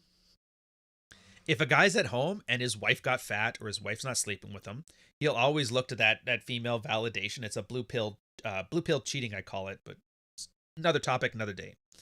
And so they defer to the women, and then the single guys that just want to get laid defer to that woman, and that woman is used to the attention, or is she not used to the attention, but they're really good at milking it. And now it's the problem is you get one of those status guys who are like, hey guys, pay the fuck attention. They're more likely to attack that guy. What the hell are you doing, man? You know, Me Too organization, all that stuff. Worst case scenario, right? And so that's what happens. And then you end up losing your hierarchy to like a feminine imperative, you know, the longhouse. Heaven forbid you get a second one there, because once you get us two women, they have what's called a pivot. And the way Athel describes a pivot, the way Ian describes a pivot is that the girls are basically fighting over who gets to have more male attention. So they're cutthroat, they hate each other, bad-mouthing, talking to each other all the time, until a guy tries to mission focus. Ladies, put this shit aside. We got to get to work. They will team up against him as an external threat, and then, you know, shaming tactics, alienate him from the group, basically. And their army of simps and thirsty men will help them with it because they think it'll give them a chance. That's why you see things like, I hope she sees this, bro. Or she still won't fuck you, bro. As a comment to guys, you start taking the woman's side in goofy arguments online or offline. That's the common response, because that's your way of saying you understand the game being played here. You're trying to put this girl in charge because you think it'll get you some. And it never works. But every guy hopes it does. And this is why men who have no game are fucking dangerous. Like, I still love that to this day. Rich's story in his book, Unplugged Alpha, where he was talking about his business partner, essentially over some like stupid thirst shit. Cost them millions.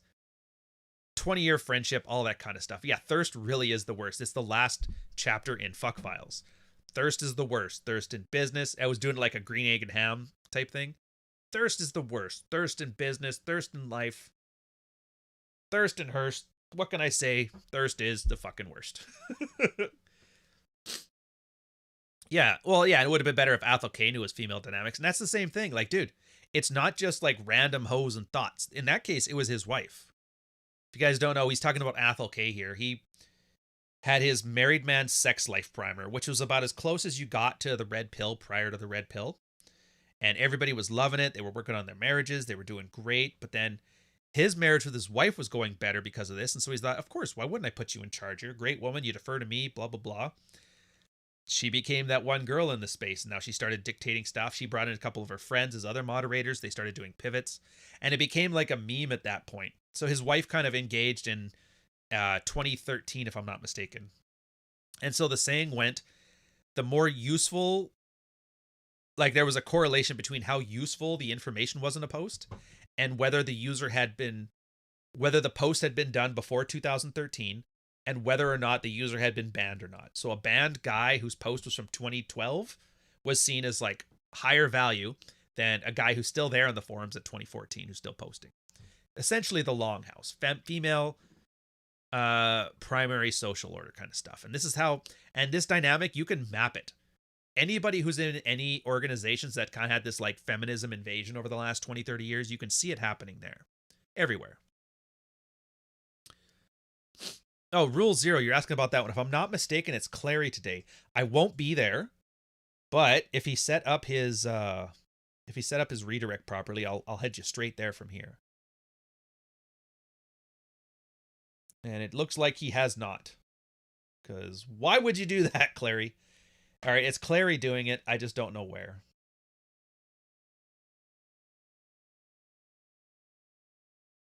Or maybe it's Troy. No, it's Clary. Whatever. Redirect you to some of Troy's stuff just in case.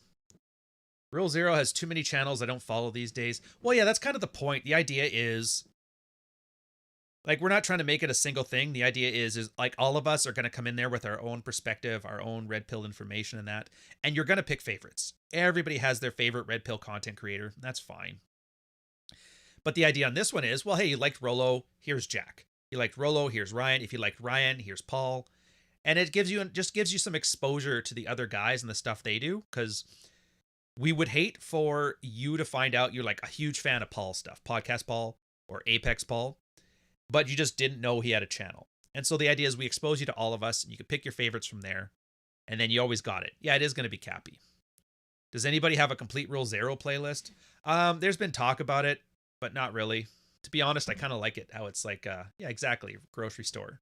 I like it where it's hard to put together in that. I don't know. Maybe it's just because most of the stuff I've been doing for the last couple books is about me following rabbit holes and icebergs and finding random obscure shit from 2006 for research into the book. So it's kind of nice. So yeah, sexual dynamics. And that's the thing. So you've seen the dynamics of women invading male spaces. You see the dynamics of a male social hierarchy. You see the dynamics of a female social hierarchy. You have the dynamics of a red ocean and a blue ocean. No, I'm not here to give you a comprehensive, put slot A into thing B, do this, and then do this path. It's not paint by numbers. The idea here for you as a guy is to take all of these different concepts and keep them in the back of your mind. Don't hyper focus on just the red ocean or just the female social matrix or any of that shit. It's the idea is there's all these complicated human interactions, all these complex mental models. And then as you go through your life, you're going to see how they play out. And then when you see it, you don't want to remember, you want to recall. Recall is actually way easier, and you can have a lot more stuff in your head. Recall means, fuck, I remember this. And then you kind of go look it up. You're like, oh, yeah. So yeah, you're at work. You're working in, I don't know, I'm just going to use Deloitte as an example. You're working at Deloitte. You're there as a junior analyst. You realize, like, there's a couple, and there's a lot of slutty junior analysts there. Don't get me wrong. I got stories. Everybody's sleeping around together on the business trips, but you're not getting any. Why? Well, it's because you're the junior analyst. The directors are cleaning house. Even the married directors. Oh yeah, turn around. I gotta fuck this new intern. Shit like that, right? And the girls are loving it. They like the attention. They like the powerful man. They like the idea when that manager spot comes up, they're gonna get in on it. Absolutely. But I can't carve it out of there. That sucks. And then 2 months later, you see the girl does a Me Too accusation against the director. He gets fired. She gets promoted up because they want diversity or something like that. You know, you can kind of see those dynamics, and that kind of, and then when you get to your manager position at whatever company you're working for afterwards, you start seeing the junior systems analyst hitting on you, and you're like, all right, I already know how this one's going out. And you can tell who at your business place is the thirsty guy, how they start to act, and you kind of keep an eye on them, because Vox Day, his sexual dynamic stuff I don't like, but his social hierarchy stuff is pretty good. And he talks about the gamma males, which is like a more extreme version of a thirsty guy. They're like narcissistic personality disorder mixed with extreme sexual entitlement. But he's like, yeah, keep an eye on those guys. They will kill a business. They will sabotage it from the inside, because that's, not only are they thirsty, but they're entitled. And so but then you kind of know this, because you're like, all right, you kind of have your red ocean in place. You got the hierarchy in place. All right, we got the female social matrix. You know what she's doing as a pivot here. You got the guys acting like a, gamma male here, the thirsty guy feeding into that. And you see it's getting in the way because right now you're focused on your business. So when you keep all of these mental models in your head, you don't really think about all the little nuts and bolts like you're putting together a giant jigsaw. You just kind of intuitively understand that guy's a problem. That girl's causing issues just by being here because everybody's too thirsty. And then you make appropriate decisions. For you, sometimes it's a case of just standing back and letting the drama happen. Case in point, I've been invited before on some of these goofy podcasts, and I just turn them down because I'm like, I know exactly how these end up. And you've already seen how it ends up. All the red pill guys are getting shit on left and right. They brought Fuentes on to argue about the Jews with Rolo. They bought that fat Asian girl to sit there yelling at John for being a misogynist. They brought the Jamaican middle-aged ladies to talk about his Japan scenario. And I'm like, if you're red pilled, you can see these things, and you may not know specifically what's coming, but you know something's coming. And sometimes the best strategy is just not involve yourself. It's like, is it worth the extra 100 followers I'm going to get on my fucking Instagram? Not really. Not really. Same thing as you. You're hitting on that one girl from work that everybody's into. Is it worth the chance that you're going to have a coworker that's going to be fighting you for life because you slept with his sweetheart there? Sometimes it's not really worth it. Wait till you're done with the company. Yeah, to quote Phil Collins, I don't care anymore. Well, if not caring and Phil Collins, yeah, I don't want to be right if that's what's wrong. Oh yeah, Rebecca, what's her name, is now trying takedowns with better betas. Who the fuck is Rebecca? You guys got to remember, I know some names, but I don't know a lot of names. Oh, thank you, sir. Glad to see you all. So that's sexual dynamics. I guess we'll move on to branding. Single moms. A horrible position that's not my problem. Did the sound even play on that one? Transformed. I'm charming. I'm good looking and in shape, but bored. I need something to do next. Another challenge to conquer. Please give it to me.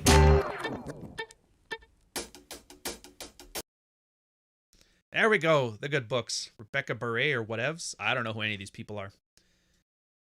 Remember, if you guys don't send me the screenshots of this stuff, I've basically blocked it all and I never see any of it.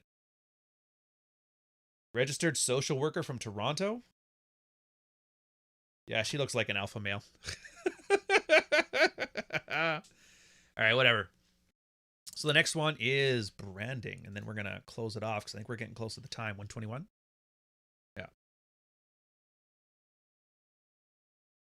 Red ocean, green ocean, or blue ocean branding. So I know some of you guys actually like when I talk about the little bit I know about online branding when you're doing your business, because let's face it, it's the same techniques and strategies that people use in the sphere are no different than the ones that the media uses.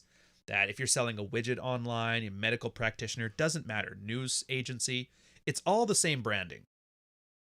And it's important right now too, because everything is a commodity right now. 24-hour shipping. Everything is just outsourced to China. Essentially, everybody's like, "Oh, drop shipping is such a cheap, ghetto way of starting a business." Well, what do you think everything is?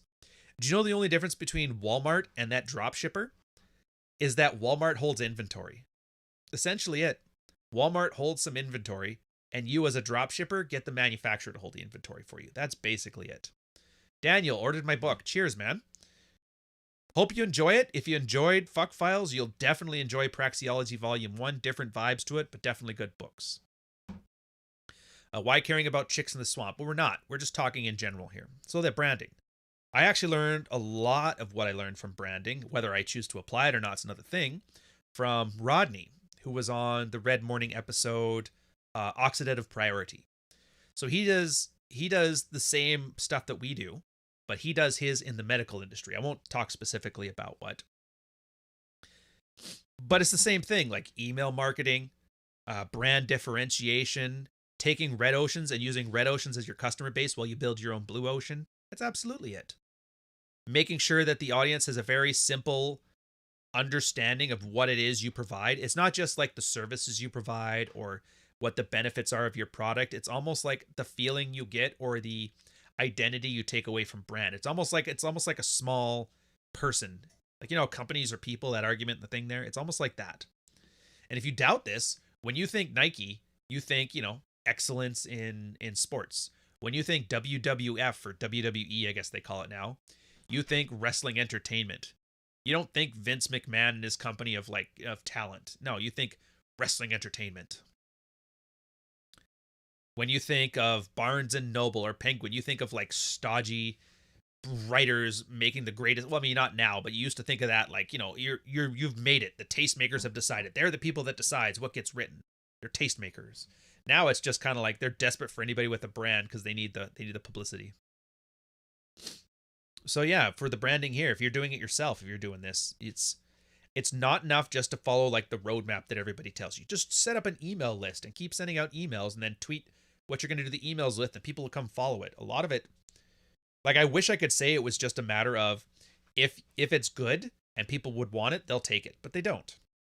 It's not because people suck. I mean, some do, but it's mostly because people are being advertised to 24/7, 365. Like, I am still amazed to this day. No shade on you guys. It's like truly a humbling experience. Like, I see right now, what is it? 200 people. 200 people are giving me 2 hours of their time. It's actually more, but you guys kind of come on and drop off. Usually by the end of this, it's about 800 people altogether.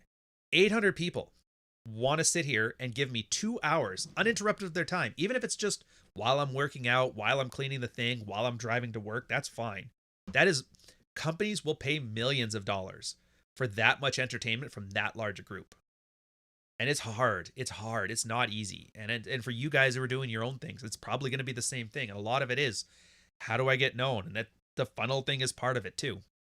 Sometimes just, that's the guy Matt Walsh yelled at, is enough to get you here. And then once you hear, my job is to, now I can start showing you like why this is beneficial, what's in this for you, here's the features, that kind of thing. But the branding doesn't care about that. Like, I'll tell you right now, I talked with the Discord yesterday, Discord channel. Again, if somebody's got a link to that, I suck at sharing it. That's mostly for the gamer stuff there, but feel free, come on in. If you're a content creator, we can talk too on that one, see about getting you on the SMP. But yeah, better background than most, so you get the time. But you see what I mean? But CSIT, what, you wouldn't know who I was if it wasn't for the various like dramas and attention-seeking stuff in there.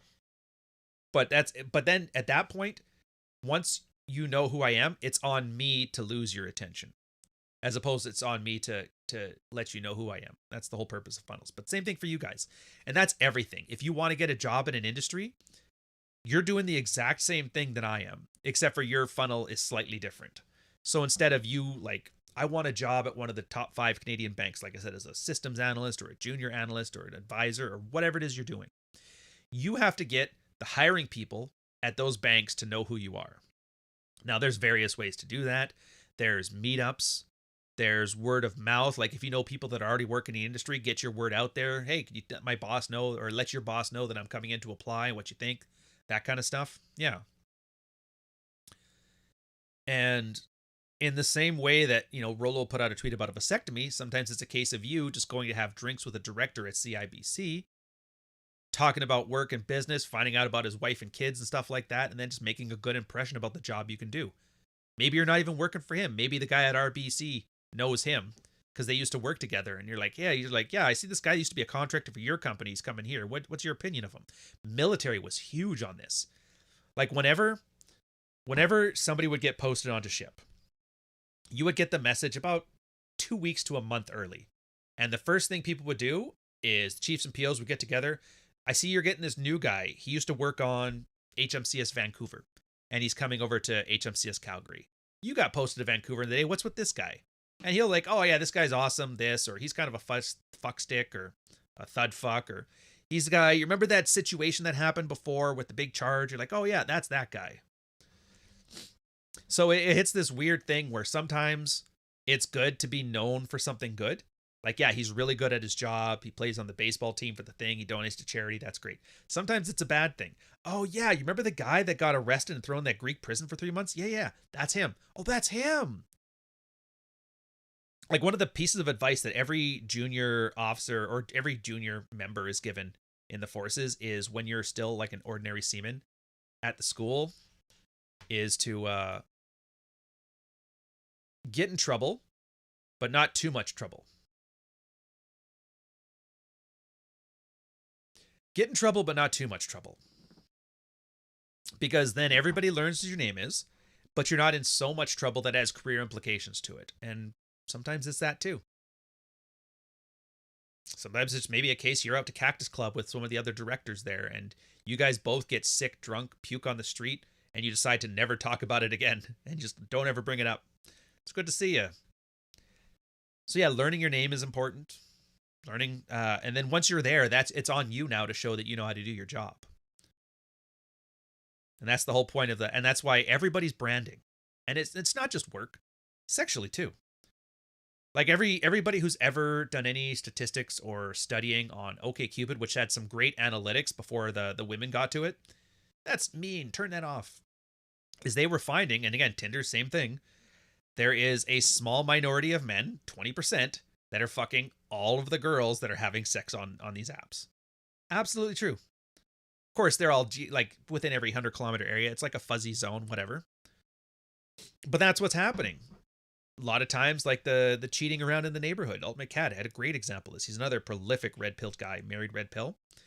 And he was finding that, and he was sleeping around on his wife all the time. And he would sleep with one of the soccer moms in the area, cheating on her husband. He's like, I will always sleep with the married ones because I need a chick who can keep a secret. He just didn't trust that a single girl wouldn't come over and rat on him to his wife, that hopefully the wife would dump him. So he would take her instead. He's like, no, I need girls that can keep a secret. And the ones that have more to lose than me are the only ones I trust. And what would happen is word would get around. It's like, oh, I hear you're friends with, my buddy Emily. I'd love if we could be friends too. And then he would end up making a name for himself, building his branding sexually. So he was, and then that was the joke. It's like he's sleeping with all the soccer moms in the neighborhood. Yeah. Horrific, morally reprehensible, sure. Effective, yeah. You don't have to be that guy, but take the parts of that guy that worked and use those for yourself, Yeah, getting arrested in Tijuana together. Can't remember where you got these tattoos in Spanish a week later. Ooh, I wouldn't get a tattoo in Tijuana. I don't think the worm in the tequila bottle's that good, but I do remember a buddy getting arrested in Tijuana. Not fun, by the way. Don't ever do that. Just ride the zebra. Have fun. Can't remember where we got these. I'll give you a hint. FTEM. Let it go, man. I'll give you a hint. That's performative. She doesn't really care. There's no way she cares. This is all branding nonsense. Nobody cares about any of this stuff, but we act like we care because then you guys get invested in it. Do you see how I keep calling this pro wrestling? Yeah, it's exactly that. And that's a branding thing. Now everybody knows who she is, and now she can work on the branding stuff. Exactly. So yeah, whenever you come in here, bring some drama from the outside, just remember, none of it's real. It's all fake. Same as this with the work thing. Heck, technically, you don't even have to be good at your job. You have to be borderline competent, or at least not inconveniencingly so incompetent. Being liked at work, like having good fit is what they call it, being a fit. Yeah, that's what matters. So everybody likes to focus on being the best employee ever, and don't get me wrong, I did the same thing. When I was like 23 and just joined the military, I was going to be the best goddamn sailor. I was the champ. Like, part of our job is flashing light signals, semaphore. I was the best in the school for probably a decade. It wasn't until I became a teacher and some of the students found out that I was the champion at the school for it that they tried to beat me. And one guy worked for like 6 months and finally managed to beat my flashing light. He was doing something like 17 words a minute, which, if you guys don't know much about flashing light speeds, once you get past 15 words a minute, you're not reading individual letters of Morse code. You're literally reading words. So it's you basically picking up a new language, a visual language. It's almost like sign language, right? And that was me. Top marks, top scores and everything, best one ever. And I was getting passed up for promotion by guys who were arguably, like, I'm not even trying to brag or anything, like fundamentally shittier at their job than me. One of them was just because it was a girl and they were trying to promote more women within the forces to make us look more diverse and inclusive and whatever, which, whatever. The bosses were flat up front about that with me. I'm like, what, we don't do minorities anymore? And they're like, you're not really a minority. I'm like, fair enough. Fair enough. At the same time, my buddy who was like, he was late to work all the time. He was alcoholic. He got arrested and put in jail in San Diego. But he modded the boss's Xbox to put like, at the time it was like Netflix, but they called it Xbox Media Center. Think of it like your own personal Netflix. So, but they're like, all right, he needs to learn responsibility and we really like him. So they promoted him ahead of me too. That other guy I was talking about that got arrested for those videos of dubious quality, also a bag of shit. He didn't get promoted. Like, you didn't get advanced promoted. He was like, you know what? What happened to me? And he's bitching. I got promoted 6 days advanced. 6 days. And I'm like, oh, that sucks. What about you? I had to wait 6 months because the paperwork got lost. Yeah, I got back paid, but I was 6 months longer in that than anybody else before my promotion. And that kind of stung a bit. It's like, dude, I did everything that I was supposed to do, and I'm just basically getting hammered for it. And that's when that was like, it was one of the hard lessons I had to learn, is that nobody cares how good you are. They don't. They don't at all. In fact, sometimes being shitty is better. Like, the idea that they want to promote somebody to give them responsibility is like a fucking weird thing. But yeah. If you ever wonder why that boss of yours is such an idiot and you're not, probably because they needed to promote him there to get him out of the way. Yeah, I've heard it's called Cody now. Oh yeah, don't get me wrong, that too. And sometimes just being the right type of person. Being the minority, being the girl. And don't get me wrong, I know everybody here hates the woke stuff, the diversity stuff. I get it. But if you're in here as a minority, like I'm 20% one person. But if you're like that, milk that shit. If you want to get some of that BLM money, I'm like, take it for all it's worth. Don't let Elizabeth Warren take it all. Get it. Oh, but that's not fair. No, it doesn't matter if it's fair. It's there, and you'd be stupid not to take it. Same thing if there's a welfare program for your specific thing, take that too. Take grants, take whatever. The only way to change a broken system is to break it. And the only way to break it is to exploit and abuse it as much as you can. I'm telling you right now, you have to. Yeah, if you're too good at your job, and that's the other thing. If you're too good at your job, they never promote you. Again, branding. You got to think for branding. What do you want to brand as? And branding yourself as the best never works. Bret Hart, best there was, best there is, best there ever will be. Never got to that Hulk Hogan level, that Ric Flair level. Why? Because he was the best. Sure, he's the only guy that knocked, what's-his-face out, Vince McMahon, on his fucking head. Gave him a concussion. But he did lose his brother. Did get that Goldberg concussion. Did have the Montreal screw job. A lot of guys, they end up talking about how their wives cheated on them, and that's how they found the married red pill. How did they find out she cheated on them? Because the guy is a fucking idiot. And it was amazing how many times it was like, I don't get it. I have a great job. I'm jacked. I'm good with the kids. She cheated on me with this guy. He was a degenerate, a drug user, a loser from high school. There's nothing good about him. It's like, yeah, being the best isn't the best anymore. It's just not. That guy was branded better. He's branded as, I'm different than your husband. And sometimes that's all it takes. The diversity and inclusion hire of sexual dynamics. Yeah, exactly. How gamers would fix games. Abuse the bugs so devs have to do something. Now, I get it. This is kind of like, I'm talking about this kind of abstractly. But you guys all got lives. One sec. Pardon. You guys are all living your lives right now. You know where this stuff applies. And if it doesn't apply anywhere, fucking ignore it. If you're in a position where doing the best is good enough, then that's great. If you're in a position where you don't have girls like fighting over and doing this thing, great, enjoy it. Just keep it in the back of your head. Because if you do end up in one of these situations, it's good to have this knowledge on recall. Again, it's the same thing as 48 Laws of Power. Read it, forget it, and then bring it up again when it becomes applicable. If it doesn't, then ignore it. And that's great. It's the attitude of it's better to be a warrior in a garden than a gardener in a war. Ray Venos, $4.99 super chat. Kudos on the kayfabe. Lessons from Praxeology and Sidebar works extremely well. Appreciate you, bro. I appreciate you back. I really do. Plus that extra penny, worth it just to avoiding the heartfelt. Yeah, Nick, they also promote you to control you. Nothing tames a savage like a solid 6 figures and a generous travel allowance. Oh, dude. Yeah, the golden handcuffs, man.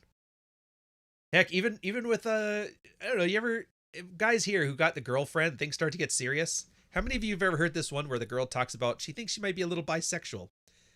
Everybody hears it. Everybody hears that at some point with the girl. You know what? I don't know. I've always kind of been attracted to girls. And you know why they say that? I mean, that may be true. It may not be true. But they know you fucking like hearing that. Because in your mind, she's like, hey, you know what? If you set up a threesome, I'd totally be game for that. Same thing as married chicks that don't want to fuck their husbands anymore because their libidos are shit, but they know it makes them a shitty person. They'll always say some weird shit like, you know what? You should really find another girl to get your needs met. They always say that shit. But, like, don't fall for that trap. Because then once it does happen, they get fucking vicious. But the point is to make you think, you know what? I still love you. I just want you to be happy. No, she doesn't. She wants to be a good person. I'm not the best wife, but at least I'll let you find happiness. It's like, no. Ignore that shit. Tell that to the man who invented nitrogen fertilizer. Well, if you want to find the one exceptional example to it, that's great. But luckily, nobody here invented nitrogen fertilizer. Although, wasn't he developing it as an explosive? Can't remember exactly how he was doing. Anyways, so that's it on this one. I guess that kind of covered niche SMPs, so we're going to add some bands at the end of this and then call it. One sec, I'll be right back. Let me just talk shit about one more person. Not Ryan Stone. I think he's the most important guy in the world. Ryan Stone. Give a fuck about Ryan Stone. Me and him have gone back and forth. Blah blah. Yeah. Blah. Ryan Stone does not pass the 6 foot test. He's not even a man. So I don't give a fuck with Ryan Stone. That son of a bitch! I'm gonna call my friends in the Romanian embassy. We're gonna deal with that shit. We know that these videos really prey on vulnerable young men who have not had many experiences in dating.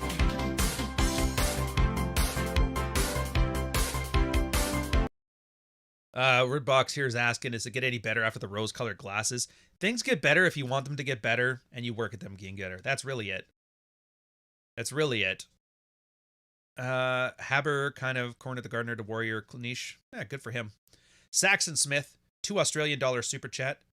My $5 1 cent super chat above Ray, please. You missed it. Oh, dude, my bad.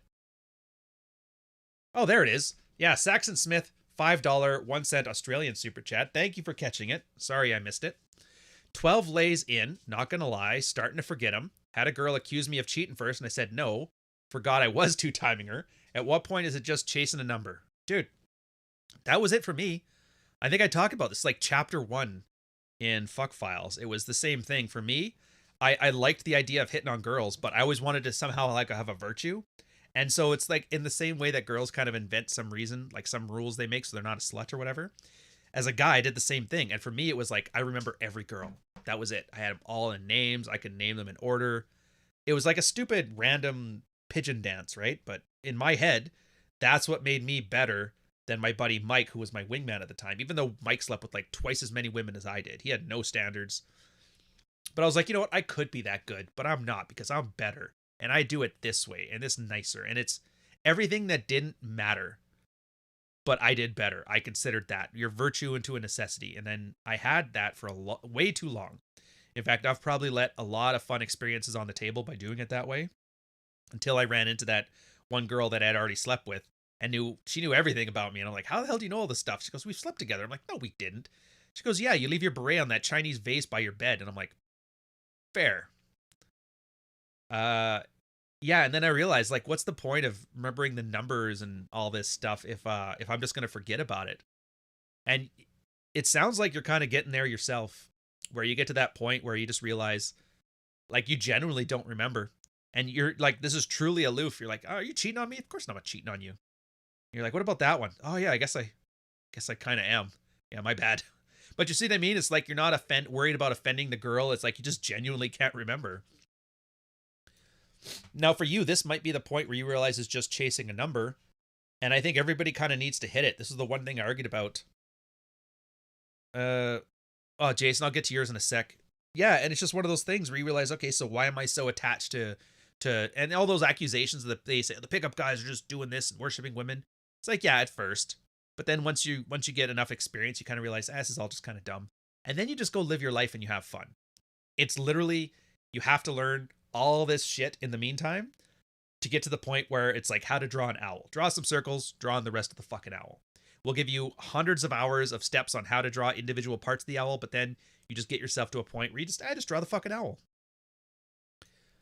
So Jason, again, $6.99. Can you explain why you think Pearlie's coach had no game and what he could have done better? Well, mostly it's because he wasn't... I mean, where to start? So the first thing, I don't know if I am a fan. Like, I know a lot of guys have done college instruction profession, and they've had students that want to sleep with them. Sometimes it's because they want good grades. Sometimes it's just because he's the teacher, the top of that fuck party. And so the girl wants to sleep with the teacher. Now, smart teachers are like, talk to me after, like, the semester's over when you're not a student, because he's like, I'm not risking my job on that. Which, again, you can think whatever way you want about that, but that makes sense. Avoid the conflicts of interest. There's no ramifications if you're sleeping with an ex-student as opposed to sleep with a student. High school, it's definitely not ideal, mostly because people Like grade 12 is when you go from jailbait to a normal person. And I my comfort level is just not there. If I was teaching high school, it's like, yeah, call me in 6 months. I'm like, probably not. So that's the first part of it, I think. So it's just too scarce to the point where you're hitting on former students in the high school there. It's like, you got to have more options than that. And then the rest of it was always just like innocent hiding from his sexuality stuff, where it was like, what does he say? Fuck, I'm trying to remember this one. Yeah, just come over for a drink. It was always just like, if I get her in the room and then hide my attention, then I can come out at the end and then maybe she'll be into it. And he's always like, hey, I think her one accusation was the one he said at the end, you know, nobody's here. We can do whatever we want. And she goes, what do you mean? And he's like, well, what do you mean? And it's that weird, like he's afraid to say what he wants and to be upfront about it. Now, I'm not saying you have to be like blunt about it, but you can't be like Heidi like that. And that's the shit that chicks find creepy. When you're unwilling to own your own sexuality. Now, I don't know, maybe he's ugly too, and with all that shit, but you add all of this stuff together, it's just a train wreck from start to finish. And again, why do you think he had no game? It's because every chance he had to exemplify game, he fucked it up. Now, I'm hearing it only from her side, so maybe it went better, but probably not. If his game was better, he wouldn't have gotten fired from his job. So what could he have done better? Well, don't grab ex-high school students. It's not worth the hassle. Be upfront about what you want. Essentially all the red pill stuff we talk about. Be your own mental point of origin. Don't be ashamed of your sexuality. Don't hint at things. Don't bring it near your workplace. You know, make it more of a fun experience, and then deal with the last minute resistance, man. Like, really. Like, I have no doubt if her coach had game, she probably would have went for it. You know, a 19-year-old and a 30-year-old, whatever. Worse things have happened. But the problem I have is, like, I hate using this as a test case too. So, like, we're just talking generalities here because it's very easy for somebody to be like, attack this fan fiction you make up. So it's like, eh. Anyways, from your part, just be aware of the risk that's involved with this stuff. Don't be weird. That kind of really helps. Can you begin to chase numbers at 52? You can chase numbers whenever you want. Anyways, that's it for me. So go check out Rule 0. It's coming up in a little bit. And then don't forget, a bigger red flag than a white guy with a podcast. I'll wait.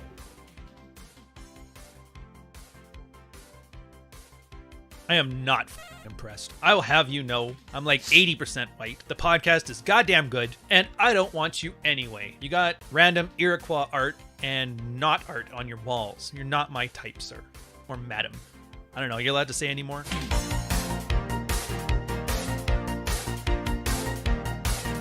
All right, guys, I'll catch you next time.